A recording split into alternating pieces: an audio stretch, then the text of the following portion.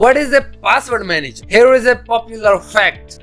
Everyone once in their lifetime forgets at least one of the passwords they've made for their websites. And it's okay, we humans do forget, whether it's someone's birthday or any Gmail login details. But in the wake of technology, we live in the prime time where people, specifically people like you who forget passwords, come up with solutions. That being, remember only one password to see all of your passwords. While password managers do not have a generic definition to explain what they are, your browser might also be a password manager, like some of the passwords are saved in Chrome browser. Meanwhile, other third-party apps takes the functionality to a whole new level. Let's talk basics of a password manager. Password manager is just an application that holds your passwords for anything that you own on internet, sometimes even locally. They store your passwords securely and encrypts them, some of them at least.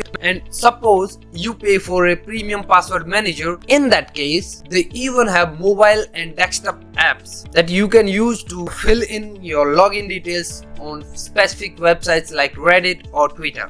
But should you invest in a password manager? The simple answer is yes. Even if you do not use a lot of internet and don't invest in signing up for anything, it's a scary situation, because there have been countless times when data was breached on some websites that might have compromised your passwords, which makes it easier for someone who might already have the information of your account to log in and do something wrong. A tough password is not easy to crack.